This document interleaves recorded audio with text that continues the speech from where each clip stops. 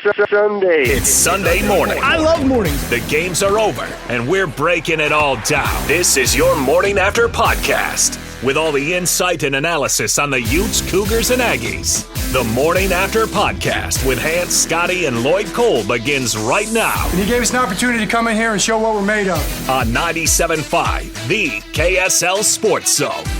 All right, welcome on in. It's another edition of your Morning After podcast. Scott Gerard, Hans Olsen, Lloyd Cole. Let's do it, folks. We got a lot to break down.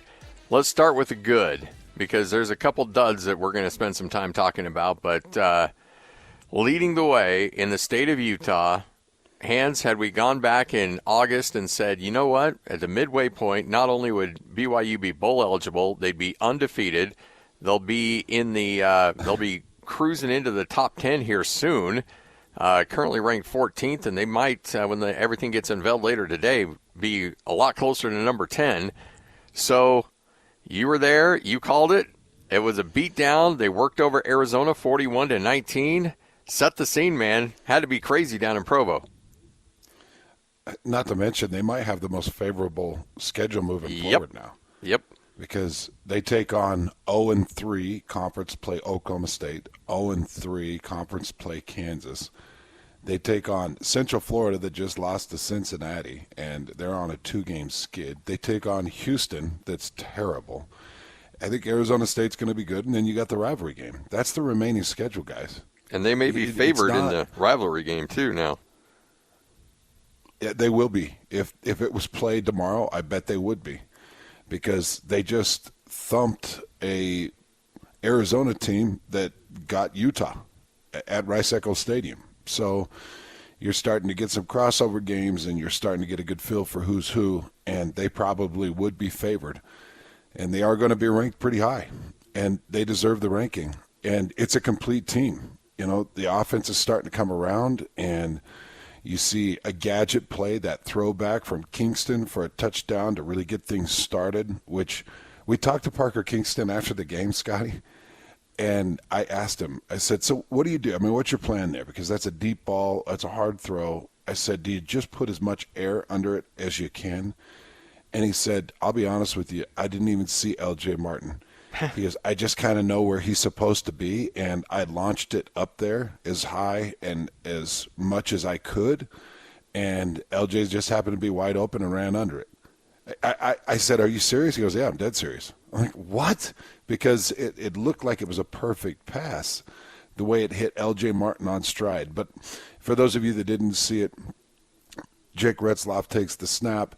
They had a wide trips, one of those split trip sets out to the right. And Parker Kingston was the furthest receiver out on the trips. So Retzloff takes the pass. Kingston steps behind the line. He throws it over to Parker Kingston.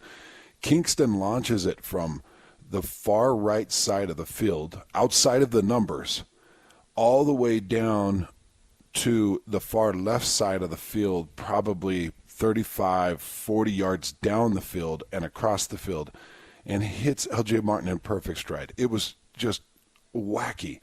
And then, you know, you get L.J. Martin back and healthy, and Hinckley Rapati back and healthy, and you got a healthy team outside of Connor Pay. Everybody's back, but the guy that was filling in for Connor Pay was an absolute stud. So, Scotty, it's just crazy. Lloyd, like, this whole team is coming together. The schedule looks favorable, and there's just like, this is a little bit of magic in a bottle here. Yep.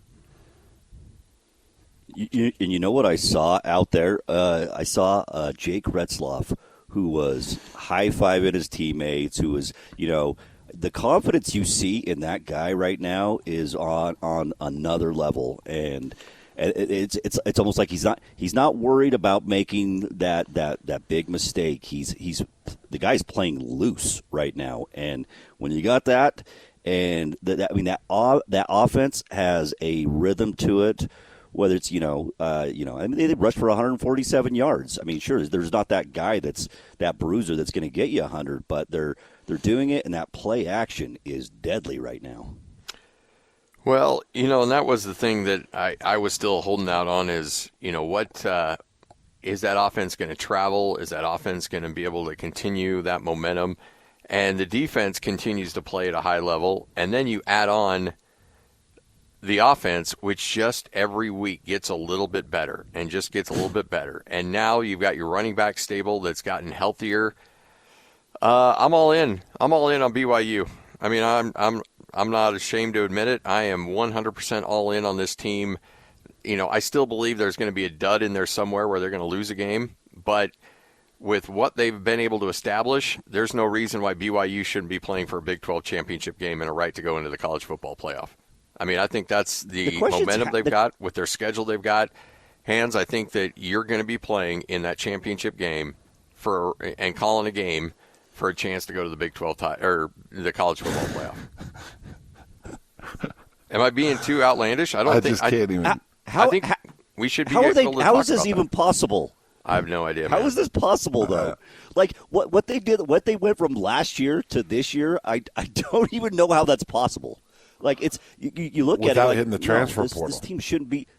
Yeah, without hitting the transfer portal, there's no way. It doesn't make sense. But this defense is on another level. I mean, that game was pretty much. It was like that Kansas State game. It had a feel like that where like I said, I went and mowed my lawn at halftime, and I came back and it was 21-7 and they were about to score. I was like, wait, what just happened? I had to go back and rewind it. All of a sudden there was a fumble and they were about to score. So it's crazy right now. Well, yeah, the halftime theatrics again. This is just like Kansas State. It was crazy. Jacob Robinson bats a screen pass up to himself. He's coming off of a blitz into a screen situation, and he bats it up to himself, gets him in field position, and it's a quick 6 points. And it was like it's that second half, the beginning of the second half in that stadium right now is a mind bender. But yeah, Scotty, it's becoming more and more a reality that this is a grave possibility that they absolutely could stand the right to play in that Big 12 championship game, and they're just looking complete. I don't know where the weakness is. The special teams have been amazing. The defense is outstanding. The offense is showing reliability and leadership. I mean, guys, this is the third game where they haven't given up a sack. The teams aren't able to get to Jake Retzlaff. He's got time. So he's delivering and he's extending and he is managing the pocket really well. I said that during the broadcast. Jake Retzlaff's pocket presence and pocket management is really nice.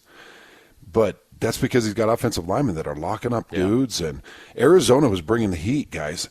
They're bringing 5 and 6, and BYU just kept picking it up. And it's a mind bender. They're playing so well, and they look so well coached.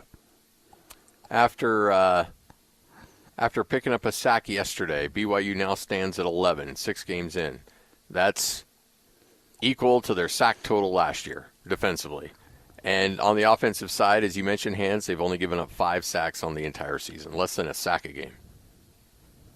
Yeah, and now they pick up their 6th win, which betters their entire season last year and gets them bowl eligible through 6 games. It's incredible, and it's not like they've played cupcakes.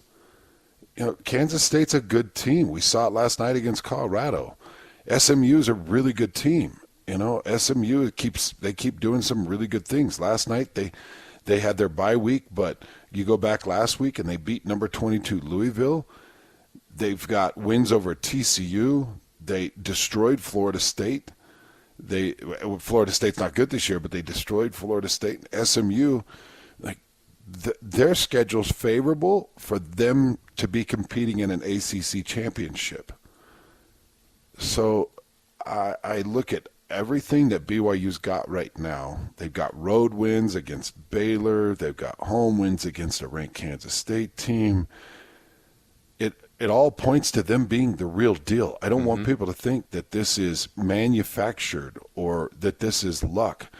This is the defense dominating every week, causing extra possessions with big turnovers, pick sixes, big momentum grabs, and it's just one game after the other. And yeah, this is what I said 3 weeks ago. It's sustainable. Yeah.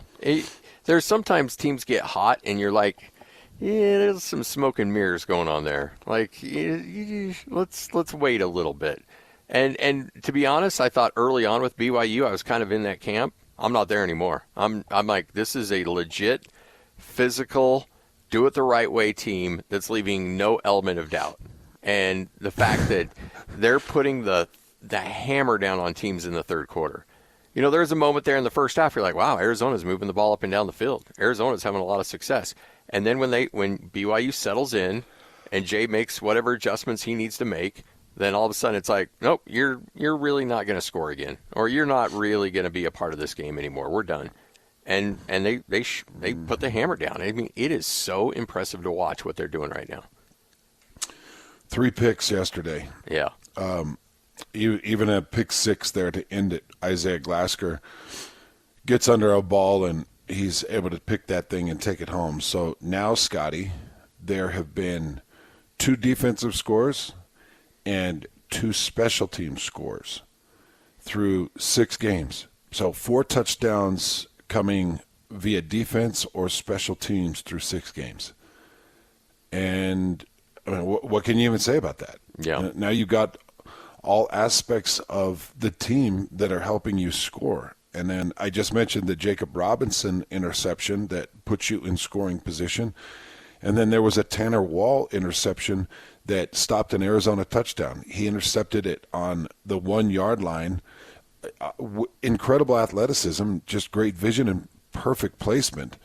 You know, Jay Hill's got these guys really playing well at the safety position right now, and he comes from quarter all the way to outside number, grabs an interception out of the air, toe taps on the 1-yard line before he goes out of bounds, and it was BYU's possession. And that led to a 99.5-yard drive for a touchdown. Yeah. It was wild, man. The couple things that I would like to see get better, and you guys could probably agree with this, you take the points on that first drive, right? Yeah. You know, that 4th and 5. I thought I was watching Utah-Arizona. I thought I was watching Utah-Arizona all over again. I was like, oh, yeah. Here we go. Don't do this. Yeah. Don't do this. Did you not watch? Did you not learn anything? Yeah, that's a good point. And Kalani did say that in the postgame, guys, when we talked to him. He said, I wish I could go back. I'd take the points right there and get 3 on the board and try to establish that. So that's one thing. You know, I think that the offense, I thought that the offense looked really, really good. I would have liked to seen them go to a run game a little bit earlier. Yeah. Just to start to burn clock, because there were a couple possessions where they were trying to throw and it was incomplete and it stopped clock and it gave the ball back to Arizona. And I felt like the run game was there all day long. Here's something crazy, guys. In the first drive, maybe second drive, you guys heard me talk about Jacob Manu from through the week. I mentioned him maybe 2 or 3 times, the middle linebacker that was the leading tackler for Arizona. Yeah. He total stud. He goes out with a targeting call. Yeah. And Arizona doesn't have depth. Yeah. And that was an aspect of the game that I think got overlooked a little bit. That was a huge blow for Arizona. Huge blow. But that to me was like, all right, run. And this offensive line was dominating. So the only gripe, and it's such a minimal gripe because you really can't have much gripe, is I'd have liked to see them push the run a little bit harder, a little bit sooner. But they did push the run kind of midway to the back part of the fourth quarter, and they just started running, and it was open like I thought it would be when I started calling for it in the middle of the third quarter. That's all. I was getting a little gripey about it because I'm an offensive lineman. Yeah. I want to run. I want to be able to punch my guy in the mouth. I want to show dominance. And that one drive in the fourth quarter where they showed dominance with the run all the way down, and then they handed it to L.J. Martin for just a power left run, and they punched him in the mouth and punched it in. It was like that's showing nice physicality and good ground dominance, which is something I'd like BYU to show. So we did see it. I wish it would have happened a little bit earlier, but all my gripes are very minimal, and they're showing that they have the ability to do it when they want to do it. That's nitpicking, and that's fine. That's what you have to nitpick about, then you're having a good season. That's like, you're not being dominant enough. You need to be more dominant in these areas because you can be, instead of being somewhat dominant in other areas. It's just like, okay, that's what the point where we're at with this team, where we really have to dig deep to find things to try to get them to improve on. Because it's good. It's really good, man. And look, let's be honest. I've been part of these with football or basketball. I had the 21 season, and I've had a couple of basketball seasons like last year with Utah State where things just kind of go their way. Dude, it's fun to be a part of that broadcast, isn't it? When things are clicking like that. It is. It's an absolute joy. And I'm watching Isaiah Glasker. I really started to kind of focus in on him because he was so active and he was everywhere. And Scotty, when's the last time you saw a defender fill every category in a box score? Yeah, not like that. It's been a minute. I don't know if I've ever seen one. So what that means for people out there, that means that you've got at least one solo tackle, one assisted tackle, one sack, one TFL, one pass deflection, one interception, one touchdown.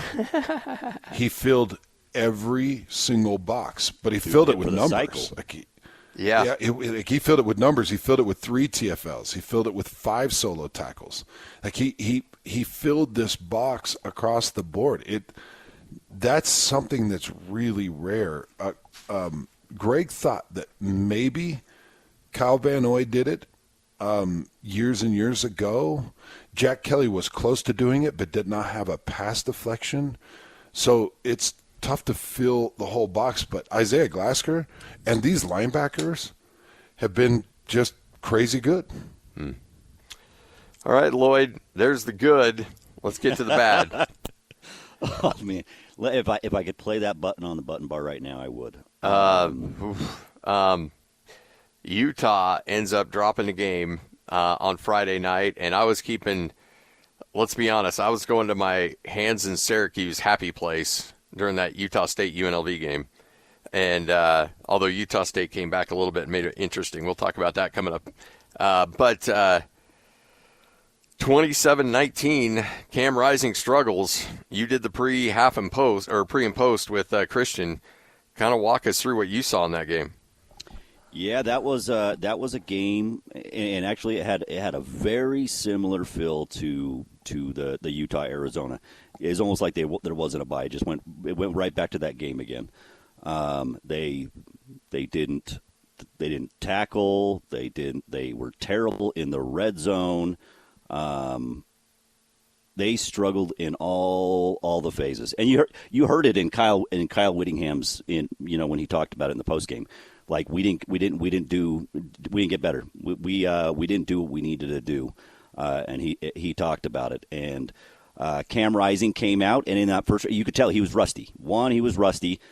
He also got rolled up on that, essentially what would have been that back foot, his right foot, looked like maybe rolled up on the ankle, and he couldn't put anything on it. He was hitting guys, wide open guys. He was throwing it at their feet, and you could tell maybe that hand is probably still not 100%. But Kyle Whittingham, they stayed with him. I think there was a thought that they were going to possibly change him out because you kept seeing Isaac Wilson warm up, and I don't know if that was just because they were wondering if eventually he was going to get injured, or if they were going to make that decision, or if Cam was going to decide. And I think they left it up to Cam to decide if he was going to come out or not. But it was a rough game for the Utes. Like I said, they beat up Cam Scadaboo. Went off on them, for 158 yards and 2 touchdowns. He had I believe he had 2 50-yard rushes, essentially. And I'm telling you, it looked like that defense didn't want any part of tackling him. Like, he was an absolute bruise. You guys, I think Hans called him an all-star over the earlier in the week, and that's exactly what he was. Like, he just completely abused him. Cam ended up having 3 interceptions in the game, and, they took the lead at one point, 16-13, but they just couldn't get it going. And that their red zone offense is the team is broken. They're essentially BYU is what we thought Utah we thought Utah was going to be this year, and Utah is a little bit closer to what we thought BYU was going to be. I mean, they're 4-2, and they have 2 losses in the conference. I'm not going to close the door on it completely because we've seen things where things happen for Utah to get there in the past, but they're not in a good place right now. This team is pretty broken, and I'm not sure what they're going to do. Again, it's the question of this week is going to be: is it Isaac Wilson? Is it Cam Rising? And it's going to depend on. I don't know where Cam Rising's at right now, as far as if he's going to go. If that's the Cam Rising that you're going to get, though, I don't think you can play him. I think Isaac Wilson gives you your better chance, gives you the better shot to win. So, Some things that I saw that I did like. I did like Mekhi Bernard. And there's your positive. We should have had a positive in there. He was a positive, absolutely. He fought his butt off for every yard that he was able to possess. He fought his butt off, and 130 yards and a touchdown, and just driving his feet and doing everything he possibly could. I thought that the run game at least showed up good for Mekhi Bernard. Absolutely. But Cam Rising has me nervous, and the defense just doesn't look like Utah defenses that I've seen. Yeah. And they're without Kareem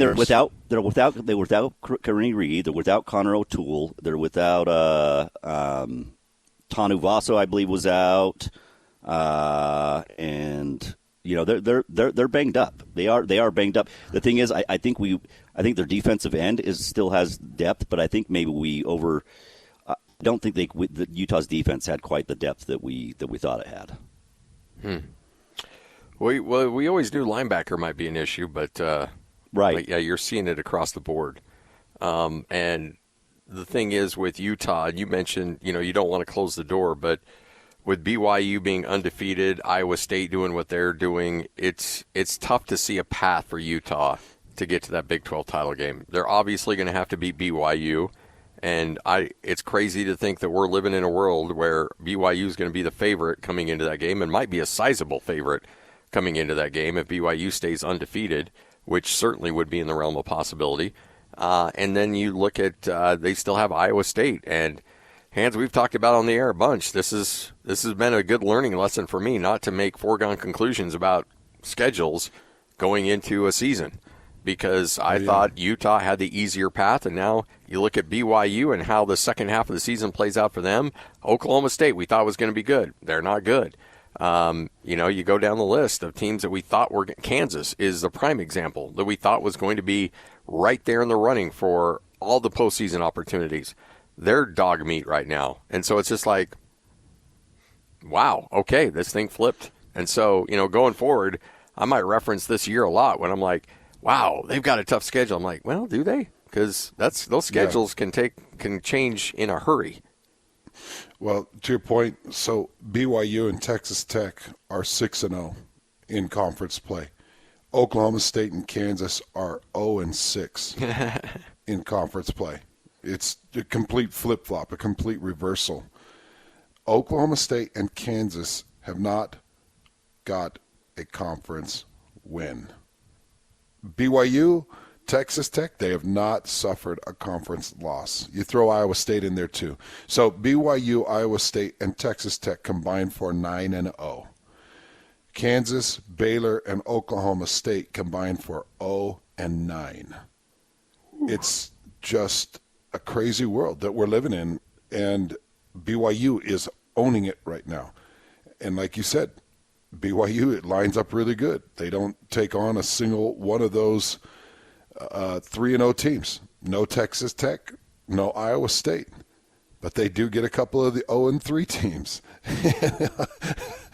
And to start the year, we were circling this Arizona, Oklahoma State, Central Florida, Utah, Kansas. We were circling that saying, jeez, Murder's Row. Oh man, if they even get through that with one win, and now you're looking at it like they really could sweep that 4-game stretch. Mm-hmm. They've already knocked off Arizona, and they're going to be favored in every one of the next 4. They'll be favored in every one of the next 6, but it's definitely something you can't really predict, and we do need to take a lesson from this. Well, when you look at sorry, go ahead, Lloyd. I was going to say that it's tough. Like that, you hear, and I don't know if you have had a chance to listen to Kyle Whittingham yet, but that coaching staff, they are scratching their head. You could hear the frustration with Utah's coaching staff right now. Like they don't know. I mean, they spent he talked about, we spent extra hours in the red zone working on the red zone, and we just can't figure it out. We don't know what it is. And yeah, so it's they're a bad way. Utah fans are in a. I don't know if they're going to church today. Let's just say that. I don't know if they're making it in there today. So, what can be fixed? I mean, are we at a point where this is just who Utah is, and they're going to scratch and claw to try to find a way to get wins the rest of the year, or can they capture a little bit of that magic they had at the first part of the season?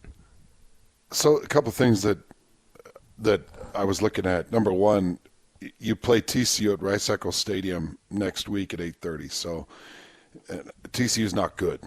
So that should be something that's perfect for what ails you. And then you're at Houston, so you get on the road against a team that you should beat. So TCU and Houston, very winnable games. You just have to win them. The other thing I do, I stop dicking around with the quarterback back and forth and who's going to play and what might happen. And, yeah, it's 5 stitches and, oh, he's going to be ready. And I stop all that mess. And I just say, he's our quarterback. And I probably make it Isaac Wilson because I'm watching Cam Rising hobbling around. You know, the knee brace is kind of unstrapped and flapping around. He's a detriment to himself right now. The fingers don't look right. Nothing looked right. And I don't know, maybe later it looks right and he feels right and he can go. But I say, hey, listen, moving forward, Isaac Wilson's our quarterback. We're going to stop messing around with who's in and who's out and thinking that we're really funny or really sly with what we're doing with our lineups.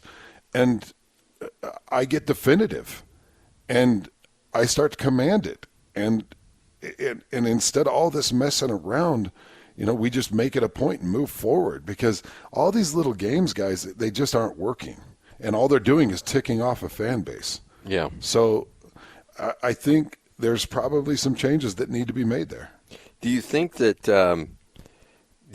that's had, I mean, outside of just being annoying and just being, you know, is it been a distraction? Do you think that's been to the detriment to the team, that some of the reasons why they're not playing particularly well could be a result of that? I do.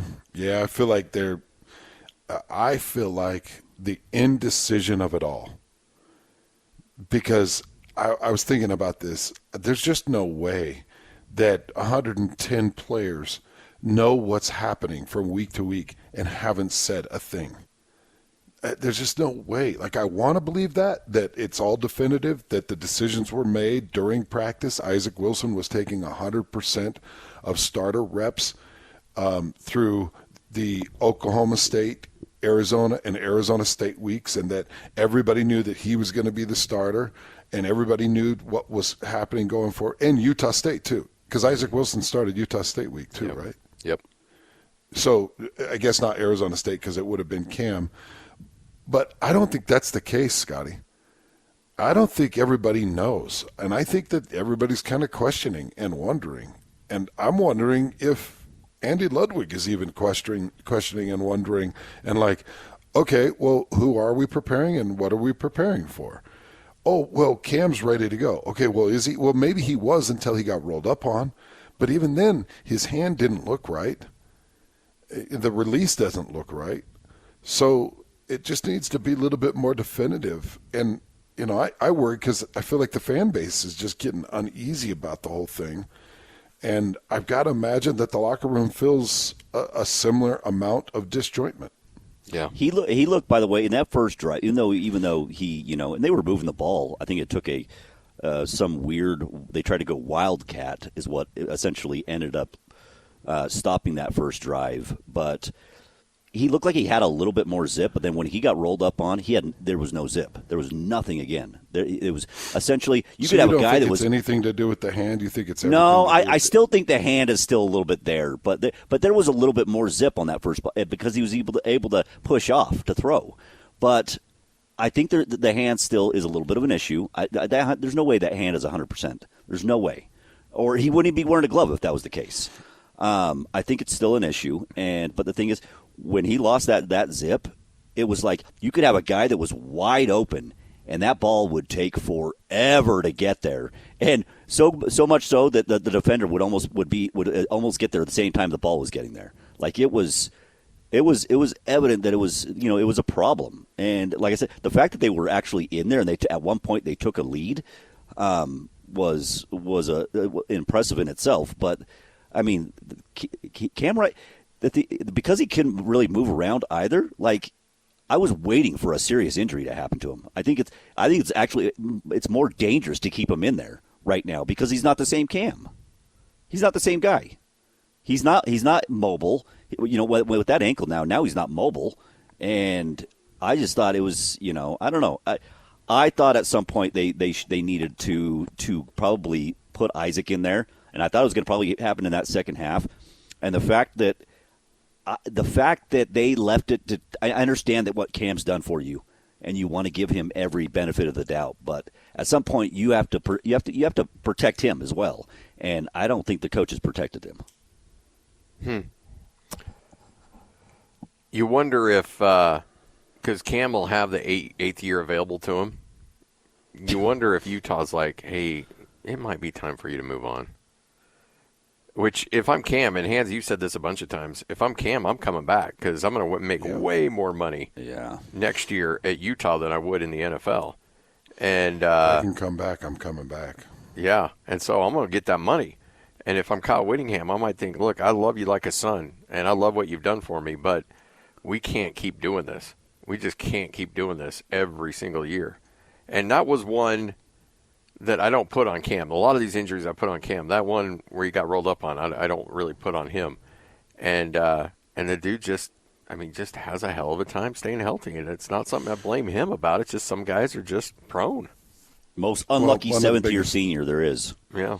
One of the biggest problems of this season, and it's the absolute opposite for BYU, is this team was expected to potentially go undefeated, and everybody saw their logo in that college football playoff bracket, and it was built up to this crescendo of how good they were going to be, and now they've strung together 2 losses against the 2 Arizona teams. And it's the way it was put up on this pedestal, the way it was sold, the expectations, and it's coming with a lot of heartbreak. And then on the flip side with BYU, there was no expectations. Here they sit 6-0, and you're starting to see their name put on that bracket, but with substance, not prediction. Yeah. And it's just a completely different experience. And I fully understand the angers that Utah fans are presenting right now and the disappointments that they're presenting right now, because I'm with everybody out there. I felt like this was the Utah team, man. I really did. I felt like they had it all with Cam Rising healthy and Brant Keithy healthy and this crazy defense. I felt like they had it all, and they're just showing major gaps. But I do feel like TCU and Houston will really help get them on time and rhythm. They just need to make a definitive decision on the quarterback and just say, Cam, you're done. Isaac, let's go. This is your team. Or, Cam, you feeling healthy? Yeah, I'm healthy. All right, this is 100% your team, and make it vocal. Come out on Monday's press conference and go, okay, Cam Rising, he's our guy moving forward. No questions about it. I don't want any more questions. It is Cam Rising's team. Or, all right, Isaac Wilson, moving forward, it's all him all the time. We're going to put to bed any other questions and just take the mystery out of all of it. Stop with all the games and just be confident with what you're doing. Yeah, it's crossroads for sure. And this Utah team just seems way too talented for what they're going through right now and how they've looked over the last couple of weeks. Utah State, Aggies down 41-7 at halftime. That's now back-to-back games. Utah State has given up 40-plus points in the first half. Now they respond, and they fight like crazy, like they did against Boise State last week, and they were able to cut it to a two-possession game before finally losing that game 50-34. And, I love the fight that they had offensively. You had another huge performance from Jalen Royals. You had a career night passing from Spencer Petras, who set the record for the most completions in a game in school history. But there was a stretch in the second quarter where Petras was fighting for a first down, got hit from behind, fumbled, and then he threw interceptions on the next two drives, and UNLV turned all three of those into 17 points. 2 touchdowns and a field goal. Got 3 scores on those 3 turnovers, and at that point the game was just completely out of reach. And it just is like every time it seems like they take a step forward, they're taking 3 steps back. And you feel bad because offensively they've got dudes that are putting up crazy numbers right now, but at the end of the day, they just can't stop anybody. Defensively, they just cannot get stops and get off the field. And they're dealing with injuries. They've got guys that are sitting out, and they don't have depth, and teams are just running the ball at will. Now, they played much better in the second half, but I think teams, when you're up 41-7, they kind of, even though they played their starters a good chunk of that second half, you could tell that emotionally UNLV was like, yeah, we got this one in the bag. So that may have had something to do with it, but Hans, this is a team that's now 1-5, and their schedule opens up. It gets a lot easier. They've played 4 teams out of their first 6 games that were ranked or were ranked when they, and so that's as tough of a 6-game stretch that I've seen any team have to go through. But now it opens up, and they'll have Bronco Mendenhall in New Mexico come in next week. There's games that they should be winning. There's only one game that I look at that could say, and I said that could be a problem. That's Washington State at Wazoo. But other than that, there's a chance to get 5 wins and get bowl eligible during the stretch. You just wonder where this team's at emotionally to try to overcome some of the issues they've got. Well, emotionally, where are they at physically, Scotty? Like, how healthy are they? Not great. Wyatt Bowles from that offensive line went into the locker room. He's banged up. And one of the cool moments is you saw there were 2 instances of 2 mainstays on that offense. Rasul Faison leaves the game, and he immediately goes into the locker room. And I'm thinking he might be done for the year. And he's in that locker room for a good chunk of the third quarter and midway through the fourth quarter. And when the game was still pretty much over, he comes back into the game. And I'm like, holy smokes. If anybody has earned the right to be able to be like, you know what, I'm in a lot of pain. I think I'll be back next week, but I'm not going to play the rest of the game, it would be him. He's totally earned that right. And yet he was like, you know what, I want to get out there and I want to finish this game. Same thing with Teague Anderson. Left the game with an injury, came back to the sideline, missed a series, maybe 2. Trey came in for him. And then all of a sudden you see big number 54 come running back out on the field. He's like, I'm not letting anybody else finish this game, even if it's my brother.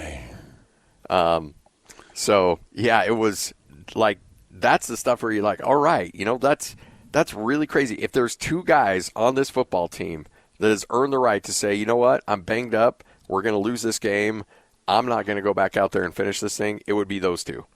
And yet they're like, no, I'm coming back and I'm finishing this game. And I thought that was really cool. But the injuries on the defensive line, to answer your question, they're beat to hell. And you wonder if some of those guys, not only dealing with injuries, but also, left the game and left, not the team, but haven't been back since that 4th game. You wonder if there's a situation where they're like, you know what, good chance we're going to have a new coach next year. I'm going to use my redshirt year this year. I don't know if that's the case, but when you've got 3 or 4 guys that all of a sudden are like, no, they're probably season-ending injuries, and they're all on that D-line, you start to wonder about that a bit. Man, there are 5 opportunities, though. New Mexico, Wyoming, Hawaii, San Diego State, and Colorado State, and even Washington State that's mixed in there. There are opportunities, and I think if you're talking to the leaders, Ike Larson, Faison, Teague Anderson, you get some of these captains together and sit down and say, all right, well, what's our goal, guys? Well, we could still make a postseason game, and we could still save some face here. And we could still all earn a nice maybe postseason recognition. And they still have that in front of them. I just hope they're able to do it, getting started against New Mexico. They got to find it somewhere, Scotty. Yeah, big one against New Mexico for sure, Hans. All right, that wraps it up for us. That's your Morning After podcast. We got a lot to break down coming up on tomorrow's show. We got a crazy finish in the Oregon and Ohio State game. We've got NFL to break down. We've got so much. We'll know exactly where these teams standing in the top 25. Does Utah fall all the way out? And how high does BYU climb in the top 25? You'll hear from Utah State head coach Nate Dreiling. You'll hear from Kalani Sitake. You'll hear from Kyle Whittingham. Coming up tomorrow, it all begins at noon. Hey, make sure to tell a friend about the Morning After podcast. It would help us out tremendously. All you have to do is just subscribe wherever you get your podcast, whether it's Spotify, Apple, whatever. Just search Hans and Scotty and subscribe, leave us a rating, and then tell a friend, and then have them tell 2 friends, and then they each tell 2 friends, and maybe we can get this thing going. Hans and Scotty, Lloyd Cole, that's your Morning After podcast. Listen to us tomorrow, high noon, 97.5, the KSL Sports Zone. This has been your Morning After podcast with Hans, Scotty, and Lloyd Cole. Catch more of the Hans and Scotty Show weekdays from noon to 3 and in podcast form by searching Hans and Scotty on your podcasting platform of choice. This is 97.5, the KSL Sports Zone.